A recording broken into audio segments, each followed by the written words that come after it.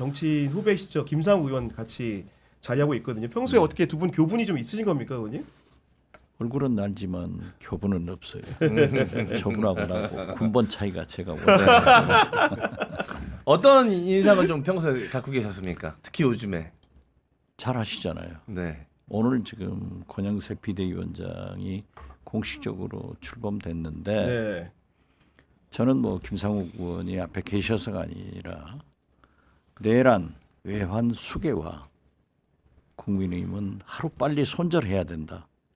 그렇지 않고 거기를 옹호하다가 나중에 내란, 외환, 수계 옹호 세력이 된단 말이에요. 네.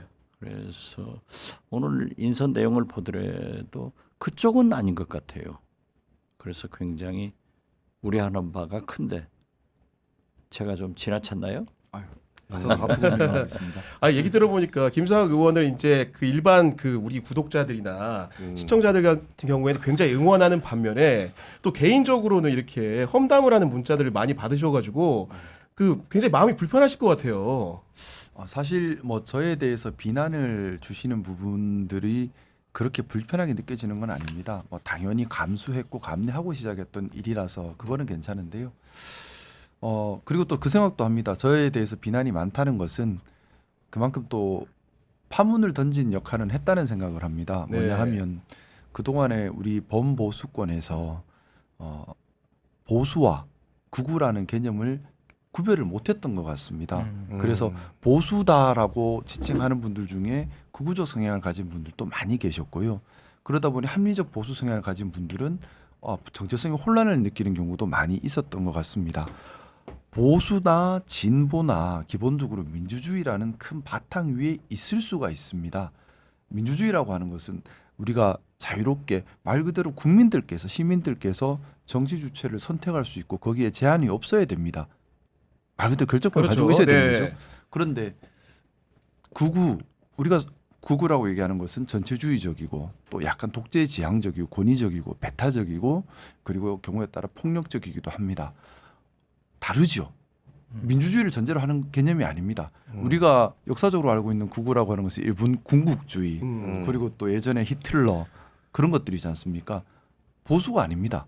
그런데 보면 보수와 극우라는 개념이 섞여서 좀 엉망이 돼 있었던 것 같습니다. 근데 제가 그래서 요즘 좀 자주 기회 되는 대로 좀 그런 파문을 많이 던지고 싶습니다. 보수인가 극우인가? 극우는 우리 사회에서 없어져야 되고 배격해야 될 네, 그런 네. 성향입니다. 반대로 보수는 안정적인 발전을 우리가 지향하는 겁니다. 안정적 발전을 위해서 꼭 필요한 공정한 사회, 합리적인 사회, 그리고 개방되고 포용되고 자유로운 사회를 지향하는 것이고요. 그렇기 때문에 헌정질서와 자유민주주의 수호는 네. 너무나 중요한 본질적 가치가 되는 겁니다. 너무나 다른 개념입니다. 그래서 우리가 지향해야 될 것은 보수이고 우리가 멀리해야 될 것은 극우적 성향이다. 이런 네. 파문을 모르겠습니다. 저는 제가 있는 울산 같은 경우도 저에 대해서 많은 비난을 지금 하고는 있는 분들도 계신데 제가 저를 믿고 따르는 분들께 그 말씀을 응원도 드립니다. 하시겠죠, 당연히. 적극적으로 네. 논쟁에 나서라고 하고 있습니다. 적극적으로 논쟁에 나서서 과연 보수인가 극우인가 개념 구별을 하는 그런 계기가 되었으면 좋겠다 싶고요. 앞으로도 뭐 계속해서 살아 있어야 될 이런 논쟁이라고 생각합니다. 우리 사회에서 극우 또 극좌 아주 사회의 근본을 위협하는 그런 네. 거라고 생각하고요. 모르겠습니다. 일부 극우 세력에서 그런 얘기 하지 않습니까? 정치적으로 동의할 수 없는 분들에게 또 저한테도 많이 하는 얘기입니다. 빨갱이다, 종북이다 이런 얘기를 저한테도 하던데 네. 당황스러워요. 그런데 제가 되묻고 싶습니다. 우리가 북한을 왜 싫어하나요? 북한을 싫어하는 이유는 독재고 전체주의적이고 배타적이고 폭력적이고 폐쇄적이라서 싫어하는 겁니다. 네. 자, 독재고 배타적이고 폭력적이고 권위적인 데가 어딘가요? 어떻게 보면 극우가 그렇습니다. 네. 어떻게 보면 극우야말로 좀 이런 표현 좀 과할 수는 있겠지만 가장 종북일 수 있습니다. 북한과 가장 똑같은 사회를 지향하고 있는 것일 수도 있습니다. 네. 좀 이런 되물음이 필요하지 않나라는 생각을 해봅니다. 네. 네. 좀 본격적인 질문 해도 됩니까? 예. 부정선거 동의 안 하시잖아요. 상식적으로 가능할 뭐 그거는 뭐 이미 말이 안 되는 얘기지 않겠습니까? 만약에 네, 부정선거가 있었다면 네. 저는 그렇게 생각합니다. 정말 부정선거가 있었다면 뭐 윤석열 대통령께서 경찰 조직을 동원해서 수사해도 되는 것이고요. 아니, 검찰 통해서 해도 됐겠죠. 수사해도 되는 그렇죠. 것이고요. 네. 그것도 못 믿겠으면 국회의원들을 통해서 문제 제기해도 되는 겁니다. 또한 네. 뭐 사무총장이든 누가 됐든 임명권에도 영향을 행사할 수 있는 네. 것이고요. 충분히 다른 방법이 있었고 또 다 그러니까요. 떠나서 부정선거가 있다고 해서 비상계엄을 할 수는 없는 겁니다. 왜냐하면 네. 비상계엄이라고 하는 것은 국가가 국민을 지키기 위해 마지막에 할 수 있는 최후 수단입니다. 오직 국민들을 위해서만 네. 쓸 수 있는 최후의 수단이고 그렇기 때문에 전시 상태 또는 이에 준하는 상태만 쓰는 것이고 지금 드러나는 내용을 보면 부정선거가 아니라 뭐 저는 그렇게 생각합니다. 독재를 하려고 했던 것 같습니다. 윤석열 대통령이 네. 그렇기 때문에 이것은 진영의 문제가 아니라고 저는 보는 겁니다. 사실은 그 국회의원이 되기 전에 변호사로서 생활을 오래 하셨기 때문에 그리고 당에도 법조인 출신들이 많이 있잖아요. 네네. 뭐 적어도 다른 거에 다 떠나서 조사에는 응해야 되지 않겠냐라는 의견이 좀 있지 않습니까? 당내에도. 뭐 그거는 뭐 당연한 당이고요. 네. 근데 제가 사실 제가 정말 크게 우려하는 부분은 조금 결이 다른 부분이 있습니다. 뭐냐 하면 저희 뭐 존경하는 우리 박지원 선배님 계시지만은 저는 대한민국 정치가 지금 심각한 붕괴 국면 초입에 들어왔다라고 생각해서 많이 우려스럽습니다. 무슨 말씀이냐면 어떤 권력이든 견제받지 못한 권력은 부패할 수밖에는 없습니다. 또 어떤 권력이든 두려운 존재가 없다면은 독주할 수밖에 없고요. 그렇죠. 네. 자기 자신의 좀 이런 함정에 빠질 수밖에 없습니다. 물론 대선 결과는 알 수 없겠지만 여러 가지 가능성을 볼 때 또 지금 현재는 아무래도 우리 이제 민주당이 거대 정당으로서 권력이 집중되고 있습니다. 또 경우에 따라 만약 민주당에서 대선 후보가 대통령이 된다면 집권 거대 여당이 될 수도 있겠지요. 그러면 이제 우리 정치의 가장 중요한 테마는 어떻게 거대화된 권력을 견제할 것인가로 할 텐데 왜냐하면 국회에서 견제를 못하기 때문입니다. 그런데 아직 이제 22대 국회가 시작된 지 얼마 안 됐습니다. 어쨌든 이 구조로 3년을 더 가야 합니다. 그러면 현재 구조상으로는 가정입니다. 집권 거대 민주당이 되었을 때 그나마 견제의 목소리를 낼 수 있는 것은 국민의힘밖에는 그렇겠죠. 없는데 현실적으로는. 네. 그런데 국민의힘이 견제의 목소리를 내려면 조건이 있습니다. 첫째, 국민의 지지를 받아야만 가능한 겁니다.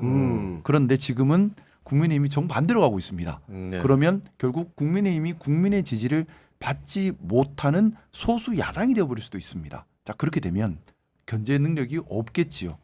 견제 능력이 없게 되면 더 독주하고 더 독설과 더 폭력적이고 더 배타적인 방법으로 갈 수밖에 없다고 생각합니다.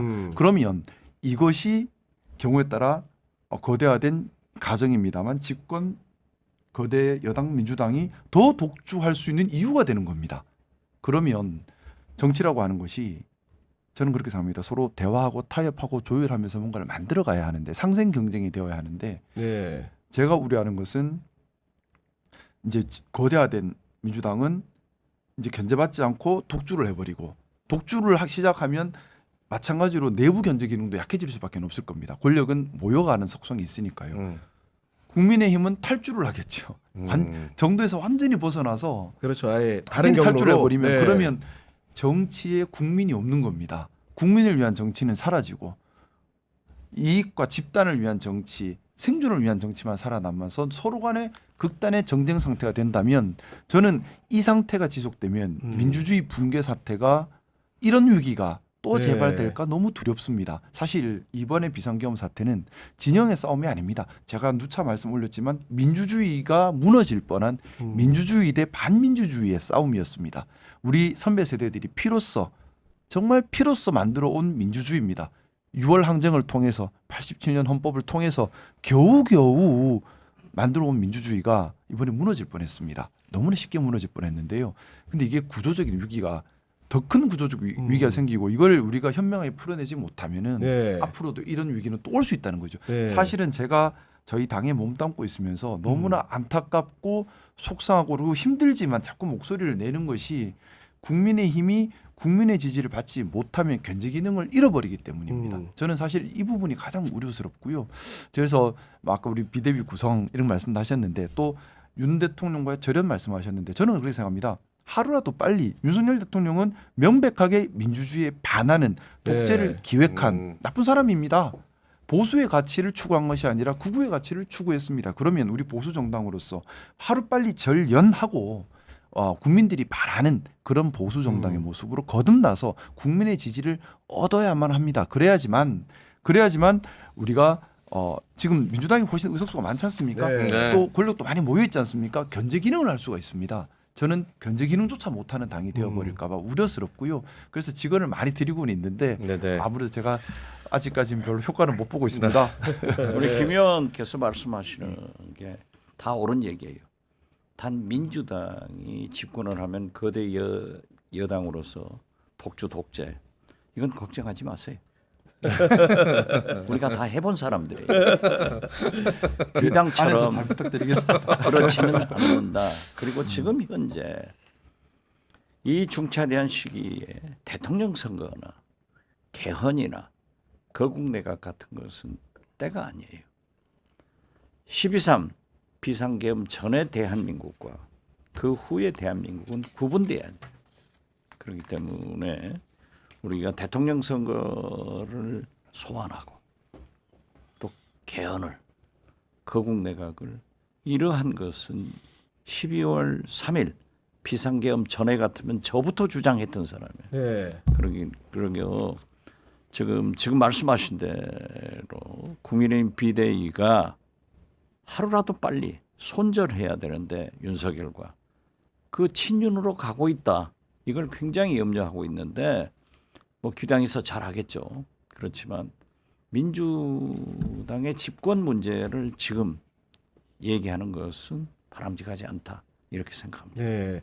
그 민동기 평론가님 뭐 새 소식들 접하셨겠지만은 사실은 윤석열 대통령을 향한 수사는 간단히 말해서 이미 구부등선을 넘지 않았습니까? 그러니까 이미 그 검찰이 공소장 내용을 공개를 했잖아요. 네. 지난주에 다 공개가 됐고 그 공소장 내용을 보면 사실상 발포 지시까지 내렸던 이게 이제 복수의 증언을 통해서도 확보가 됐고 네. 그리고 그런 지시를 받았다라는 뭐 전 수방사령관, 특전사령관 다 증언도 이제 있는 상태이지 않습니까? 그러니까 이 정도 되면은 더 이상 이게 이제 친위 쿠데타라든가 내란이 아님을 입증해야 될 이유는 없을 것 같아요. 이미 다 나왔다라고 생각을 하고요.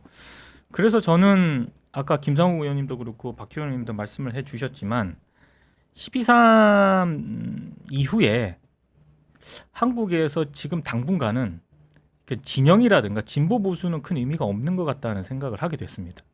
그러니까 내란에 찬성하느냐, 내란을 반대하느냐, 이게 지금 저는 시급한 당면 과제라고 생각을 하고요. 그리고 지금 내란을 그렇게 획책을 했던 윤석열이라는 이 지금 탄핵 소추된 대한민국의 대통령이 아직도 관저에 있거든요. 그러니까 내란은 마침표를 찍은 게 아니라고 생각을 합니다. 그래서 최대 한국 사회가 이게 시급하게 마침표를 찍어야 되는 거는 이 내란을 종식시키는 거라고 생각을 하거든요. 그래야 국정이 안정이 되는 것이고 정확하게 환율이 1,500을 지금 돌파하느냐 마냐 거기까지 와 있는데 환율의 그래프를 보면 정확하게 우리가 무엇을 해야 되는지가 저는 나온다고 생각을 하거든요. 자, 그런 점에서 봤을 때 국민의힘 제가 지금 아까 두 분 말씀하실 때 저한테 이제 보도자료가 네. 와서 비대위 위원이라든가 주요 당직자 인선 명단을 명단을 예. 봤거든요. 그래서 말씀하실 때 그런 생각을 했어요. 지금 김상우 의원님은 여기 계시지 않습니까? 그래서 국민의힘에서 배신자라는 낙인도 네. 찍혔고 요 방송하기 전에 막 온갖 욕설 문자 이거 저희가 좀 듣기도 했고 그런 지금 길을 걷고 있는 거지 않습니까? 여기 보면은 다른 길을 걷고 있는 분이 계세요. 이를테면 네. 네. 뭐 같이 이제 우리 MC 장관도 기대를 했었던 한때 네. 김용태 네. 의원 비상대책위원으로 들어가 있고요. 네. 그리고 조직부총장에 또 김재섭 네. 의원도 들어가 있습니다. 아. 아마 김재섭과 두 분 다 지금 기대하지 않습니다. 네, 김재섭과 김용태가 가는 길하고 지금 김상구 의원님이 가는 길이 지금은 다르겠죠. 네. 근데 나중에 이제 역사적 평가라든가 이런 거는 어떻게 할 것인가 저는 완전히 다른 평가가 내려질 거라고 생각을 하거든요. 네, 알겠습니다. 네. 공교롭게도 앉으신 이 자리에 전에 네. 앉으셨던 분이 김용남 의원이십니다. 아 예.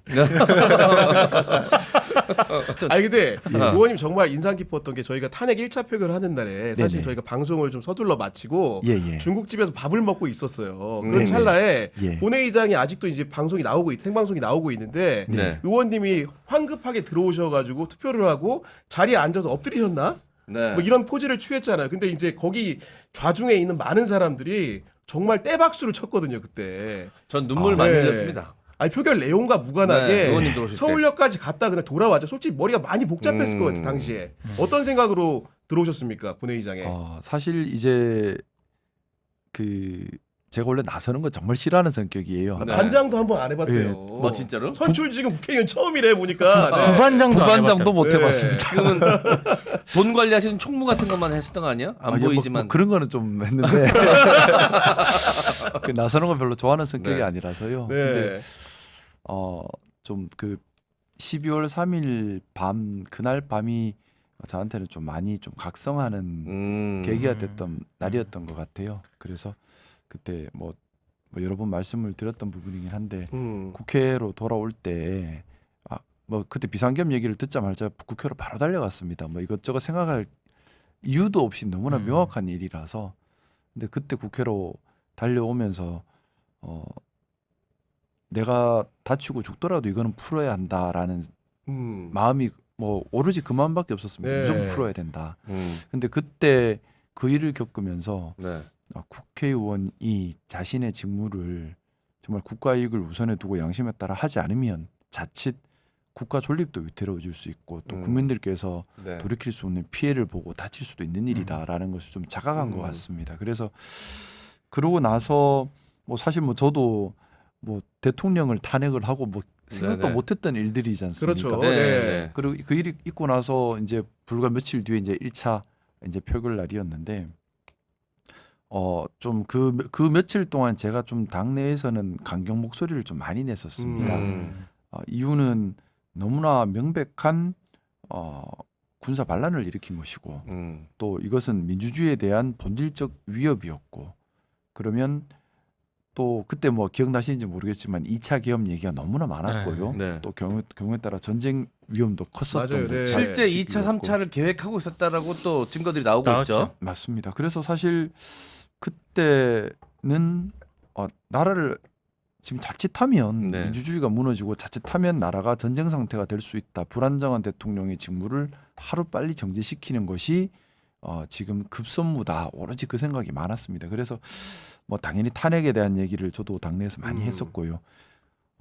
근데 저도 처음 겪는 일이다 보니 많이 당황스럽지만 이건 분명하다 이런 생각이 네. 많았는데 우리 원내 선배님들께서 저를 설득을 참 많이 하셨어요. 음. 정말 설득을 많이 하셨고 너의 울분도 이해하고 음. 네가 틀렸다는 거 분명히 틀린 것도 맞다. 근데 탄핵보다는 스스로 내려오게 하는 게 훨씬 하야 절차도 쪽으로 빠르다. 유도하자. 예. 빠르고 국가 혼란도 덜하지 않느냐.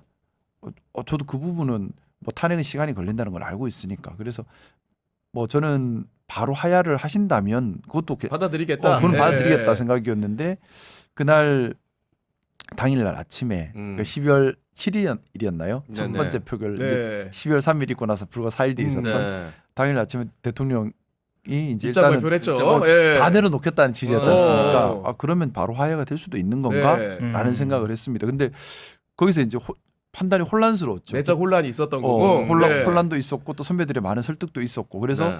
그래 그러면 뭐 원만하게 즉시 하야한다면 이게 더 나을 수도 있지 않나라는 생각과 선배들의 이제 여러 가지 설득과 이렇게 해서 좀 혼란하는 상태에서 당론은 정해졌고요. 근데 표결 자체를 불참한다는 당론은 전 도저히 좀 이해가 안 되는 거예요. 네. 받아들일 네. 수도 없고 그래서 국회에 있는 게 너무 괴로워서 그래, 이제 가는 차를 돌려가지고 와서 서울로 서울로 하게 된 예. 건데. 네. 그렇게 됐죠. 네. 그때 인터뷰 들어오시는 모습부터 인터뷰할 때까지가 진짜 눈물 배리였거든요. 맞아요, 예. 근데 마지막 한마디로 눈물이 내려가던 게 이렇게 올라갔어요. 근데 그때는 그래서 좀 원망스럽기도 했습니다, 의원님이. 당일에는 근데 지금은 쭉 보면 그 돌이켜보면 서사가 약간 이유가 다 있어. 예. 네. 예. 논리적이야. 네, 그래서 스스로 성장 결정이. 서사가 예. 있어요. 그래서 맞아요. 예. 그 이후에 1인 시위 하시고 네. 지금의 행보까지 저는 한인 인간이 약간 정치인으로서 성장하는 모습을 옆에서 지켜보는 것 같아서 응원하게 됩니다. 아니 그리고 아유, 원래 감사합니다. 계엄해제 당일에는 그래도 옆에 20명 가까운 사람들이 있었잖아요. 네네. 국회의원 동료들 중에 자당의 동료들이. 예. 근데 1차 탄핵 표결할 때 그랬고 뭔가 소수화되는 느낌을 받았고 그 이후에 2차 가결 표결을 이르기까지는 점점 더 고립이 되는 느낌이 강했단 말이에요. 그 시간이 굉장히 외롭고 힘들지 않았습니까? 뭐 사실 외롭고 힘들다라는 생각보다 좀 답답한 마음이 많다가 정확한 표현인 것 같습니다. 뭐냐면 하면 뭐 아까 저희 박지원 선배님 계실 때도 드렸던 네. 말씀이지만은 뭐 저는 그렇게 생각합니다. 권력이라고 하는 것은 견제와 균형을 이루지 않으면 절대 적으로 부패할 수밖에 없다는 생각을 가지고 있고요. 그리고 어쨌든 우리 국민의 힘이 분명 잘못했죠. 잘못했지만 그렇다고 견제력마저 잃어버린다면 그러면 우리나라의 견제받지 않는 거대 정당과 그 거대 정당이 가는 길을 어떻게 막을 방법이 전혀 없는 형태가 되는 것이 저는 우려스럽거든요. 네. 그래서 저는 우리 당이 국민들로부터 최소한의 지지를 받아서 견제력을 회복하기를 너무 바라는데 네. 가면 갈수록 반대 방향으로 가고 있는 것이 너무 안타깝고 답답합니다. 그리고 저는 그렇게 생각합니다. 보수도 필요합니다. 진보도 필요합니다. 네. 당연하죠. 네. 중요한 건 건강해야 된다는 겁니다. 네. 건강한 보수, 건강한 진보, 또 건강한 녹색당, 건강한 노동당 이렇게 가치 지향의 여러 정당들이 다원적인 나와서 형태로 네. 서로 가치 경쟁을 해야 하고요. 네. 근데 장기적으로는 그렇게 만들어 가야겠지만 어쨌든 22대 국회가 출발한 지 얼마 되지 않다 보니 앞으로 3년은 현 구조대로 갈 수밖에 없다는 분명히 현실적인 한계가 있습니다. 한 가지 저도 질문 드려도 돼요? 예. 그러니까 그냥 아주 속된 질문입니다. 지금 국힘 내부에서 네. 울산이 지역구시잖아요. 네. 근데 솔직히 저도 이제 그 PK 쪽에 친구도 많고 네. 네. 지인도 있는데 그 정치 분위기라는 게 대충 어느 정도인지는 알거든요. 근데 이런 선택을 하지 않고 그냥 국힘 내부에서 울산 지역구도 뭐 적절하게 관리하고 지금 국힘 내부에서 이런 윤석열 그냥 대세에 따르고 대세에 따르고 이러면은 솔직히 그냥 재선 3사 할 수도 있다. 아니 뭐 4선까지 할 수 있다고 보거든요. 네. 근데 이 선택을 하셨어요. 네. 후회 안 하세요? 후회는 안 하는데요. 말씀처럼 그냥 얌전히 있었으면 아마 여기 비대위원 명단에 제가 올라갔을 수도 있고. 맞아요. 아까 제가 비대위원 명단 보면서 그 생각했거든요. 그러니까 김재섭 의원, 네. 김용태 의원 올라 있는 거 보니까 우리 김상욱 의원도 어떻게 보면 마음을 고쳐 먹었으면 중간에라도 네. 비대위원 사실은- 되셨을 것 같습니다. 보니까. 네. 사실 제 지역구가 보수세가 정말 강한, 그것도 강성 보수가 강한 지역구입니다. 그렇죠. 울산이 네. 지역별로 좀 다릅니다. 예를 들어 네. 울산 동구는 노동자들이 많아서 민주당세가 가고 울산 북구는 노동당이 정통적으로 그렇죠. 들고 맞아요. 있는 네. 민주당도 못 들어옵니다. 거기는 네. 노동당이 가지고 있고. 근데 뭐 제가 있는 울산 남구 같은 경우는 신정 1, 2, 3, 4, 5동은 전통 보수 네. 지역이고요. 옥동은 서울로 치면 강남 쪽입니다. 그러다 보니까 울산에서도 보수세가 가장 강한 지역입니다. 가장 강한 지역인데 또 젊은 분들이 많이 안 계세요. 울산은. 그러다 보니까 아무래도 강성 보수가 많습니다. 근데 강성 보수라고 우리 표현을 하지만 그 안에는 보수주의자도 있을 것이고 그렇죠. 막연한 구구 지향자도 있습니다. 네. 어쨌든 섞여 있는 강성 지지층이 많은 지역인데 그렇기 때문에 저는 이제 TK 쪽 의원님들이 움직이는 것도 이해가 충분히 돼요. 왜냐하면 TK 의원님들은 그렇습니다. 그냥 중요한 건 공천입니다. 그분들은 네. 아니 그러니까 공천만 받으면 또 되시거든요. 맞아요. 그러니까 네. 중요한 건 공천이니 그러면 공천이 중요하다면 다음에 중요한 건 뭘까요? 공천을 위해서 당의 헤게모니를 안 뺏기는 게 더 중요한 일입니다. 네. 그래서 저는 감히 좀 그 생각합니다. 아마 그분들 입장에서는 민주당보다는 한동훈 대표가 더 위협적으로 느껴졌을 수 있습니다. 그렇기 때문에 왜냐하면 네. 당의 쇄신을 강조하다 보면 쇄신 대상이 되는 것이 가장 싫은 일이거든요. 그렇죠. 그럼 네. 공천을 못 받게 되니까. 네. 그러면 공천만 받으면 다음이 있으니 오로지 공천에 그러니까요. 예. 좀 집중할 수밖에 없는 구조가 있고 사실 제 지역구 같은 경우도 뭐 국민 여론을 떠나서 제가 당에 충성했다면 공천을 받겠죠. 공천 네. 받으면 아마 다음에도 될 가능성이 아주 높았던 그러니까요. 지역입니다. 네. 한데 옳지 않은 일은 뭐 저는 뭐 조금의 후회도 없고요. 그리고 뭐 고민할 거리도 자체도 고민을 해본 적도 없고 고민을 할 거리도 되지 못했습니다. 왜냐하면 옳고 그름이 너무 명백한 일이지 않습니까? 우리는 민주주의를 지켜야 한다. 이거는 너무나 명백한 것이고요. 12월 3일 일은 내란이었다. 이것도 너무나 명백한 사실입니다. 그래서 저는 지금 계속해서 말씀드리지만 진영 논리가 아니라 민주주의를 회복한다는 차원에서 이것은 답이 나와 있는 기본으로 얘기입니다. 돌아가면 네. 다 보이는 건데 아까 방송 시작 때부터 우리 김상현 네. 의원님 응원하는 댓글이 많이 나왔는데 네, 제가 소개를 좀 시켜드릴게요. 네, 해주시죠. 네. 자, 고마 좀 보자님 전국적 스타 되셨습니다라고 말씀해 주셨고요. 나다나님께서 우리 지역구로 오세요. 밀어드리겠습니다. 이제 어느 지역군지를 말씀해 주셔야죠. 대구 달서구 아니에요 혹시? 고란님, 자 무소속으로 나가세요. 어느 당으로 가도 됩니다. 네, 많은 정말, 분들이 응원을 이렇게 해주시고 아니 정말로 있습니다. 전국적 스타가 된 것 같은 게 우리 홍준표 대구시장님이 네. 콕 집어서 종양이야 이랬습니다. 지금 보니까 대선 후보 되신 거 아닙니까 이제 보니까. 네. 아니, 그건 아니야. 음. 근데 저는 뭐 좀 지금 생각이 그렇습니다. 제가 사실 뭐 자리 욕심 있는 사람도 아니고요. 그렇게 권력 욕심 있는 사람도 아니라서 국회의원을 오래 해야지나 생각도 사실은 없습니다. 그것보다는 하루 하더라도 안 부끄럽게 하고 싶은 마음입니다. 오로지 네. 그 마음이고 그리고 제가 분명히 지향하는 세상은 있습니다.